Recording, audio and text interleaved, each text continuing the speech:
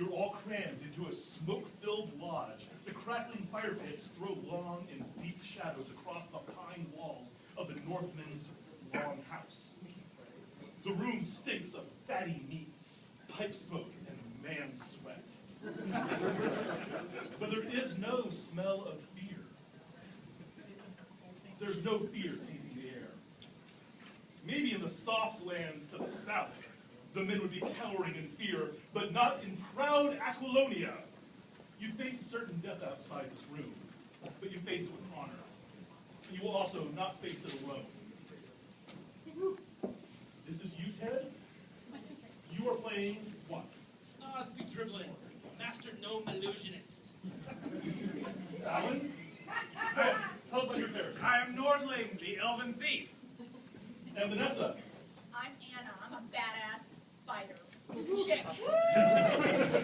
Okay, gathered in this room are 5 big Nordic dudes who are the only other survivors of the siege upon the town. Down the stairs in the root cellar, each one of those D6 represents a small child who you have saved and brought here. And about to storm through the door is a whole mess of angry berserkers. They are led by a horrifying man named Wolfgang the Widowmaker.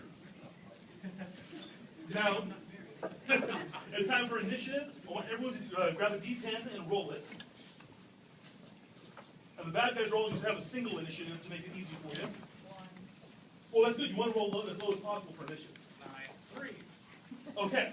So, Anna, the badass fighter, you're going to go first. What do you want to do? You've got seconds before the berserker horde breaks down the door and spills into the Viking longhouse. Okay.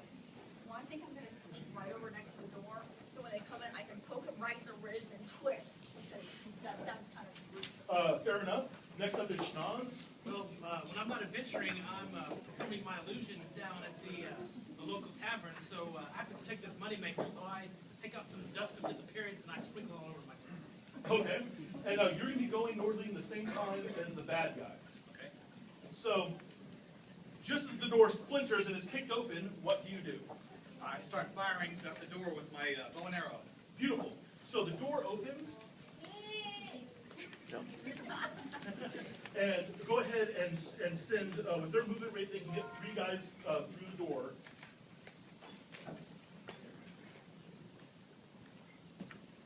And since you had a shot ready, I'm going to go ahead and let you roll to hit. They'll be closing in immediately around with you immediately after this, but you can get shots off with your bow. Now, they have an armor class of 6. So what is your THAC-O? My THAC-O is... Well, we calculated this out real quick. You are a 5th level rogue, so that is a, you go down 1 every 2 levels, so that's 20. So your THAC-O is 18. You have a plus from your dexterity. I do. I have plus 3. So that means with this, your THAC-O is going to be a 12. Their armor class is 6, so you have to roll a 6 or better to hit them. Roll a 7 with the first arrow. Yes, sir. And go ahead and roll for your second arrow, too. 20. Here's what's going to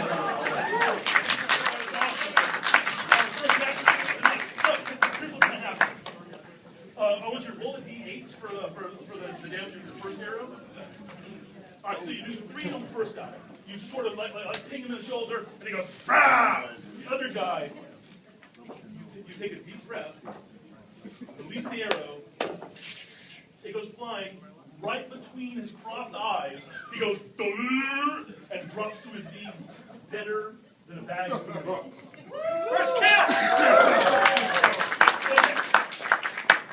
So now the 2 of the bad guys that are in the room, they each see you, and they see Anna, but they do not see Schnoz. So one is going to attack Anna, one is going to attack. To hit Anna. Oh, that's a D12, not a D20. Oh, they're both going to successfully hit you. So they're swinging with these big, giant, double-sided axes. We're going to do a D8 worth of damage. Yeah, I think so.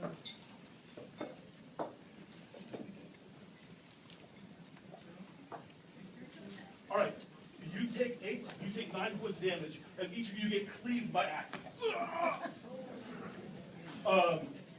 Right now they're bottlenecking, so more bad guys can't get through the door yet. The other barbarians are going to move over here to protect the children. And it's now the next round. We're going to keep the same initiative we used before. So 3 more guys are going to charge into the room. Bam, bam, bam. But Schnoz gets to go first. Oh, yeah, that's right. Thanks for being honest. Anna, you go first. There's 3 guys about to charge in the room. You're set up to totally stab one of them if you want. Okay, yeah, I'm gonna get all stabby in. Okay, well, their armor class is 6.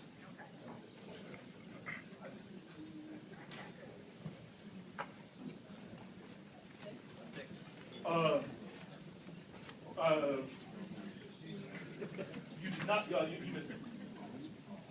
Sorry. I guess I missed that.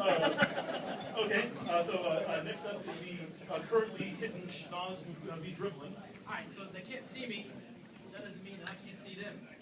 I wave my hands, I cast a magic spell of spectral force. I could create this illusion of this hulking ogre appearing right here, behind Adam. So, bam. He snarls, he says, "Leave or I will eat you!" Okay. Luckily, these barbarians aren't very smart, so you can attempt to make force them to make a morale check. Their wisdom is only an 8. So what is your charisma? My charisma is 9. Your charisma is 9. If you were more likable or had a stronger sense of personality, aka a higher charisma, you could probably make this work better. But I want you to you're going to roll a d20, and you're trying to get higher than their charisma. I got 19. That's actually good enough that 2 of these guys are paralyzed in fear. They're like, "Oh, hold on! It's an ogre. What's that? It's an ogre. I don't know, but it's scary. Ah!" Okay. So now it is going to be Nordling's turn. I'm going to shoot at the 3rd man who just entered the room. Okay, the guy who's not paralyzed in fear. Yeah. All right. Roll him. 2, I swish over his head and... Well, you have to make up for that 20. I Yeah. got scared too. All right. So he is going to swing at you. He rolls a 7. What's your armor class? My armor class is 6. He is going to just miss you. So at the end of this round, yeah, we have these 2 guys over here still. They're both going to attack you again, Northland. And they both miss you. All right. So these guys are sucking. Okay, next round. The 2 guys that you were able to scare are going to be running out the door. They're like, "Oh God! There's more where that came from." So the first initiative is going to be you, Vanessa. You've got one guy in this corner that hasn't moved yet, and the 2 guys that are between you and Norman who are wailing on him. So I'm right here. Yes. Can I jump on his back and try to stab him through the spine? You can certainly try. Okay. First, you're going to need to make a dexterity check to try to jump on him. So try to roll lower than your dexterity on a d20. 2. That's pretty much perfect. You easily leap onto his back, Okay. and now you're going to stab the hell out of him. Roll to hit. You got +2 since you're sitting on him. 11, so that's 13. It's 13, and what is your normal? Yeah, you stab into him. What's the damage on your weapon do? This is the cheese vein. Okay. Yeah, D8. 5. Okay. He goes, Make it an "Ah, extra my point. back! My back! Ow! I need that to stand." Is he paralyzed? He's about to fall down onto his knees, screaming, "Oh, why, God? Why have you forsaken me?" Okay. And then next up is going to be you, Shanaz. I make the ogre illusion start charging those guys in the corner. And I'm hungry! No, that's towards the... Oh, this guy. I'm hungry! And he faints. You completely have terrified 3 of these